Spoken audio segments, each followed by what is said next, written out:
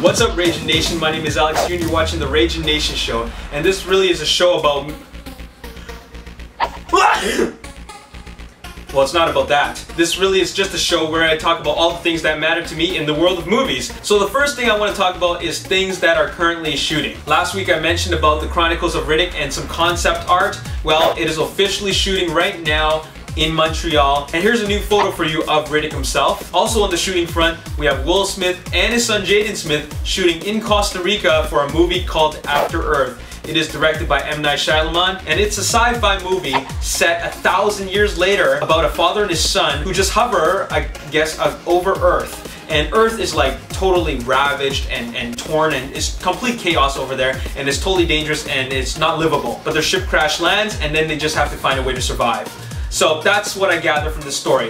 But the part that I really need to talk about is, why is Will Smith working with M. Night Shyamalan? M. Night Shyamalan does not deserve to work with someone as awesome as Will Smith. I guess at the end of the day, the studios think that M. Night Shyamalan brings in the box office dollars, which I'm not really sure if he does or not, but critically, his last 4 movies weren't great at all. I saw Lady in the Water, I saw The Happening, didn't bother to watch The Village. In fact, I bought The Village for $5, but I didn't even bother to watch it. And I put it in my section of DVDs to get rid of. And then there was The Last Airbender, and I did not bother with that at all, just because I don't care for his movies, and I also didn't follow the source material. I'm sure the source material is great, I heard a lot of great things about it, but I just don't care for any of his movies anymore. However, I will watch anything that Will Smith is in. So even though it is disappointing to know that they're working together, I will still watch this movie. This is a pretty interesting premise, and I think it can be interesting, for lack of a better term. So that's what's shooting right now in Costa Rica. Also on the shooting front, I think it's safe to say that Hollywood is nothing without Marvel. Marvel is bringing a lot of money for the studios, because we're gonna see at least 3 movies every year from Marvel Studios. And what we got coming next year, on July 16, 2013, Wolverine will be shooting. And I think it'll be taking place in Japan. I think in the comic books, there's a story where Wolverine goes to Japan and then he fights samurais or ninjas or something like that. But that's actually really interesting, and it's directed by Darren Aronofsky, a very artistic director. It's definitely not gonna be the crap that we saw that was Origins Wolverine. So I'm pretty curious about that. And here's the part that really intrigues me the most. The movie is going to be shot in both a PG-13 version and an R-rated version. Now that doesn't necessarily mean that they're gonna shoot the movie twice, but they're gonna shoot it R, but cut it for PG-13, so at least they have the material for an R-rated or unrated version for a home video release. The last time a movie shot R-rated and was cut for PG-13 was Charlie's Angel 2. And what they did was that, if you listen to the audio commentary from McG, he said that he wanted to shoot the movie to be like an R-rated version, like really violent. And then that way, when they do a home video release, they can have 2 versions of the film. You can watch the unrated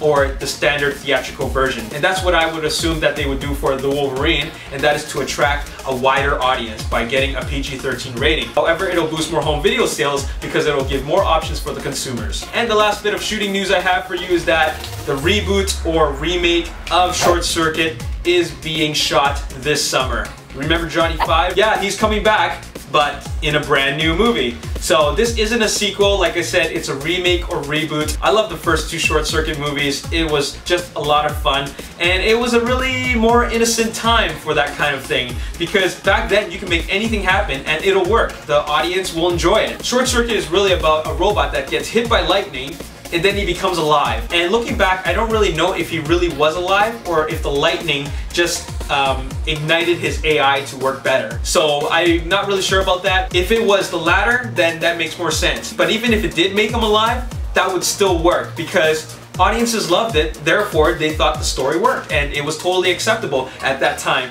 But now, audiences are a lot smarter. They need things to be logical, which is kind of sad, because I just want to enjoy the movie for what it is, and that is to entertain you. But I also like to know that it has a great story and great characters. That's what makes a movie good. But today, in this age, 2012, to have a story of a robot struck by lightning and then he suddenly becomes alive, that's kind of stupid when you really think about it. That's probably one of the dumbest story premises you've ever heard of.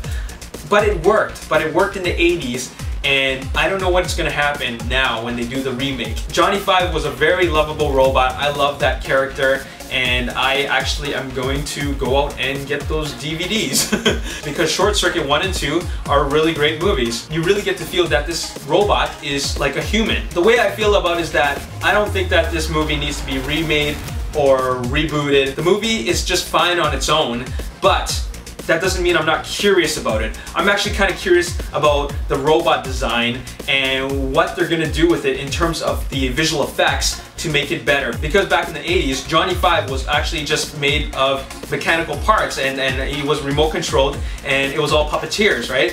And that worked. I guess the main thing that I'm hoping for is that I can really identify and relate to this character of Johnny 5. I really have to feel his character in order for me to enjoy this movie, because the emotions of Short Circuit 1 and 2 is what made the movie work. We really felt that this character was alive and that he was just like a human. If they can pull it off, then they've won audiences over. And that's all they need to do. Because really the movie is about a robot that has true feelings. Anyways, that's all I have to say for this episode of the Ragin Nation Show.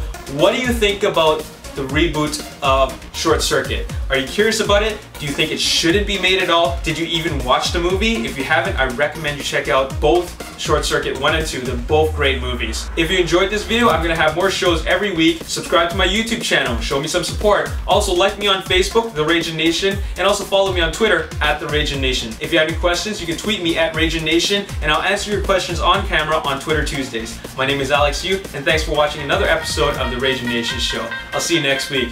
Peace. Okay, let me ask you this.